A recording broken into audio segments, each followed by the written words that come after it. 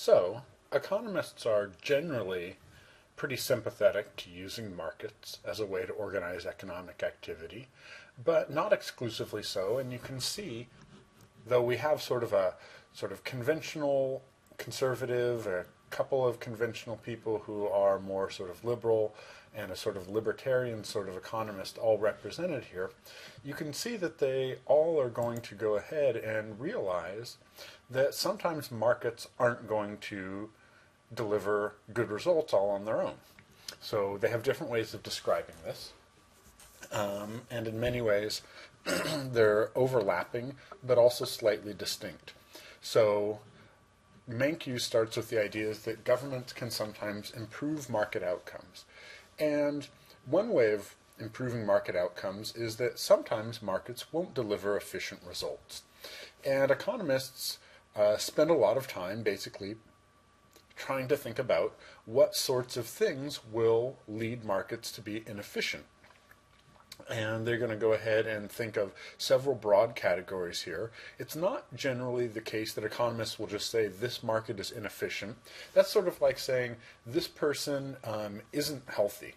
Well, that's nice to know, but really we want to come up with a specific diagnosis so we can come up with a particular intervention that's designed to address the particular failing, the particular way in which this market is malfunctioning. So several broad categories here, things that will cause markets to not become efficient. One is the idea of monopoly. An unregulated monopoly will raise prices inefficiently high, and they will discourage mutually beneficial transactions. So, generally speaking, there's going to be some space to improve the efficiency of a market, either by preventing monopolies from emerging in the first place, or by regulating monopolies once they're in place. So that's one thing. Another thing is what's called an externality.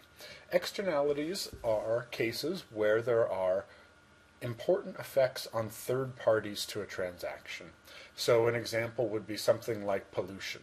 So pollution, you sell me some gasoline, I burn the gasoline, and then it creates fumes and carbon dioxide and that sort of thing. And that inflicts harms on third parties. And we can see that externalities are going to lead markets to be inefficient because buyers and sellers aren't taking into account the full costs or the full benefits of their transactions here. Generally speaking, economists think that there are various ways to solve the externality problem that harness the power of the market to cure or address the shortcomings. And in a microeconomics class in particular, we'll go into some length on that. A third situation that we're going to come to is the idea of a public good. And a public good is one that is, as they say, non-rival and non-excludable. So these are things that markets will typically not provide. So it would be things like national defense or basic scientific research that can't be patented or that sort of thing.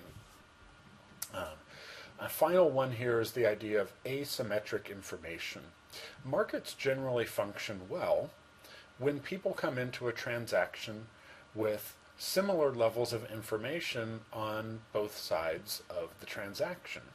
When people come in with very different or asymmetric levels of information, then we sort of run into this problem that buyers may not be able to make good choices, or that sellers may systematically misrepresent the goods and buyers can't trust them, and all sorts of problems emerge in markets. Insurance markets and financial markets are highly prone to these asymmetric information problems.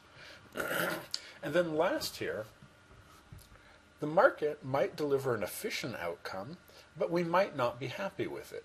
So Krugman concentrates on the idea of efficiency here, but sort of ironically, though it is Mankiw who's sort of right of center and Krugman who's left of center, Mankiw has a little bit more of an expansive principle here. So the idea that governments can sometimes improve market outcomes sort of comes to this idea here, that the market may deliver an efficient outcome, but it may it may not deliver an an equal or fair outcome.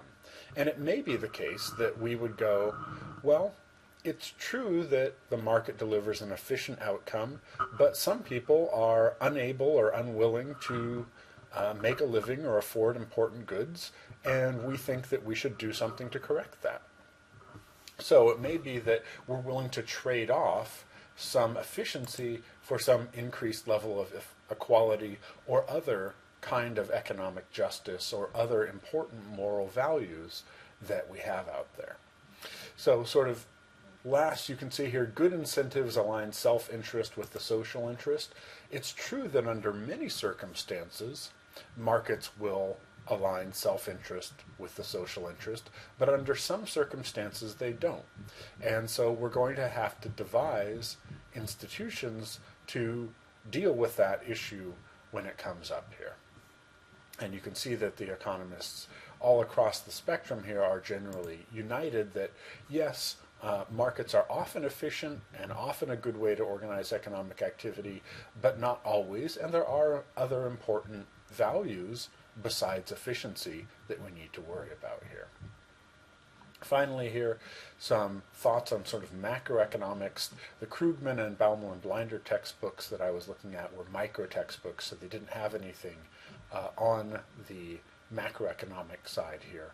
But generally speaking, economists think that people don't pay enough attention to long-run economic growth, because long-run economic growth is ultimately what determines why some countries are rich and some countries are poor. And the difference between a country that grows at, say, 1% per year versus a country that grows at 3 or 4% per year, that really starts to add up and compound as you start to look at decades and decades or a century or two. There is a fundamental relationship between the money supply here, and you can see that basically these two authors actually phrase this principle exactly the same here.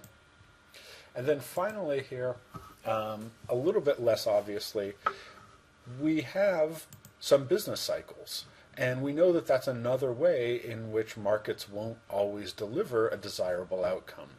And when we have business cycles, or economic fluctuations, as we sort of more euphemistically call them, and when we have business cycles, we can have government policies, fiscal and monetary policy, that we'll talk about in a macroeconomics course, that will make business cycles less severe than they otherwise would be, but probably not possible to eliminate them entirely.